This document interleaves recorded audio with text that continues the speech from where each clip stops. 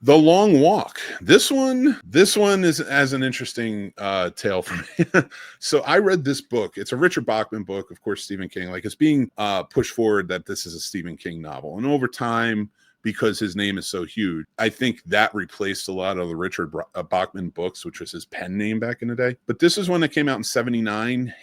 He started he wrote this one in to connect with his audience about his feelings about Vietnam and the young men that were going overseas and how they were coming back, but also what we were doing, to these young men. And like, in this movie conveys this so well. When I read that book when I was a junior, I was sort of on a Stephen King kick where I was trying to read all of his obscure stuff, especially his Bachmans and things like that. And this was one that just really stuck with me after watching this. 1999, maybe. I watched, I read this book, and then after 9/11, and we go to war and things like that, it really started to resonate with me. The book sort of always stayed in my head. It is that brutal of a book, and this movie does it justice. It is a brutal movie with a lot of devastating, heart-wrenching moments in it. And the thing I love about this movie compared to the book is that this book is different.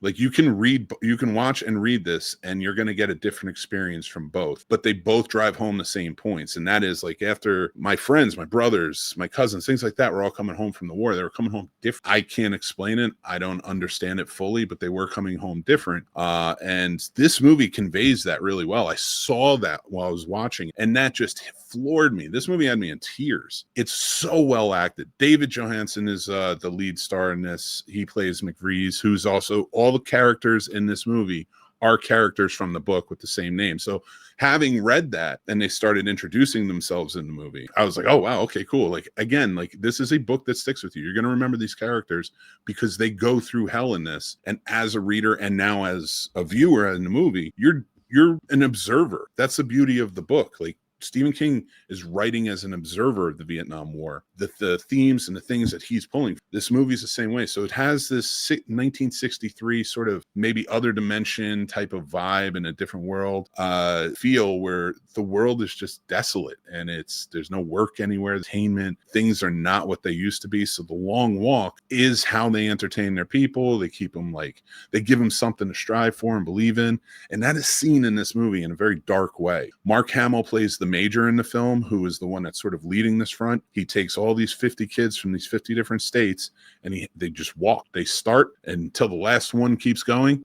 You're watching them go through all of this. If they fall to a certain miles per hour, they're supposed to keep it at 3, but if they fall below that, they get warnings. You get 3 warnings. After that, you get a bullet. And I don't say that lightly, and I don't say that like glorifying it. It's hard to watch. They're not children, they're young men who are military age, but does that make it better when you see all these kids going through this? Like, it's hard. And the thing I love about it is the way it was shot. You always have this darkness even during the light times, and there are light times. One of my favorite parts of this is the main actor in this is Cooper Hoffman. That's Philip Seymour Hoffman's son. He plays Garrett. Now, if you know the book, you know who Garrett is, and he's the main sort of character. And McVries, who is David Johansen's character, he is sort of his best friend in the film. Like, they sort of form this bond that we're going to work together. And that's the beauty about all of them. All of them are there, and they act as almost a platoon. They're keeping each other up during the nights when one's falling asleep and falling behind on his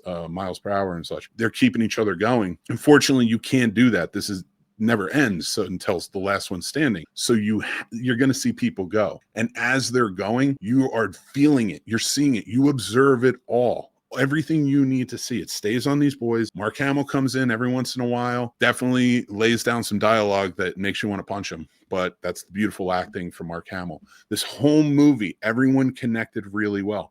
Ben Wang plays Hank in this. Olsen, who you really learn to love him, and Ben Wang is from the new Karate Kid that just came out, Karate Kid Legend, and I thought he did a great job in this. But this movie, all of them, the chemistry, they're playing off of each other.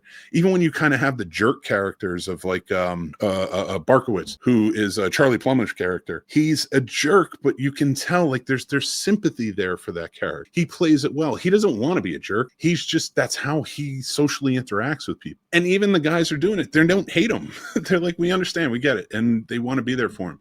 It drives them nuts at times because of the stress and frustration, but it really kicks through and it really kicks you in the head and really keeps you going. Like this whole story, like you are invested in every one of these characters and you are heartbroken. Every one of these characters ultimately doesn't make it to the end. Now they do change. I'm not going to spoil this, but they do change the end of the book. So there are certain characters that get to a certain point. There are other characters who don't get to that point. You may remember from the book, but I think you will appreciate this ending. In fact, I think this ending made it more contemporary based on the 79 book. Like I got it when it came down to it and what that ending was. But this ending talks very much to today's world and what we're going through. And I really appreciated that. I thought it was a good way to kind of like spice up that ending for a movie, you know, so people read the book, like they might like it a little bit more. Truly phenomenal film. Shot well. Again, 4 out of 5 for me. The sound even really just hits you when they play it, like every aspect of it. You hear the gunshots. Like you might not see them. You got 50 kids, you're focusing on like 6 or 7 of them. But when you do see it or when you hear it, like you're jumping like they are.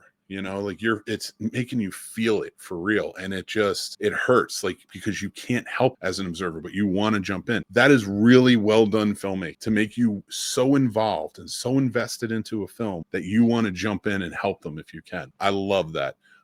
This was directed by, the name is now getting away from me, Francis Lawrence.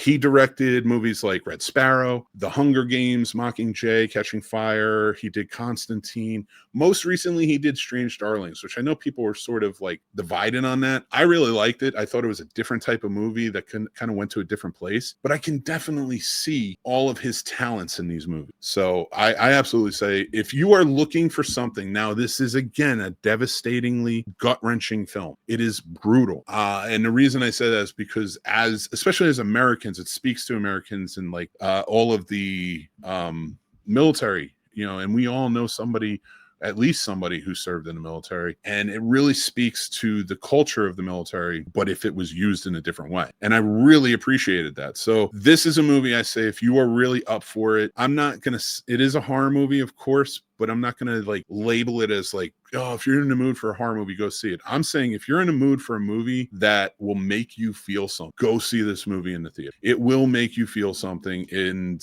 I think that's an important aspect of filmmaking. So that's why I gave it a 4 out of 5. Some of the things in it, like, not that it dragged or anything. It wasn't one of those things where I thought the story had low points, but some of the things in it did seem like they were trying to stretch it for time. And it didn't throw the pacing of the film off, but it threw the moments off, if that's so. I deducted a point on that, but phenomenal film, fantastic job, and I really appreciated this and like very much. So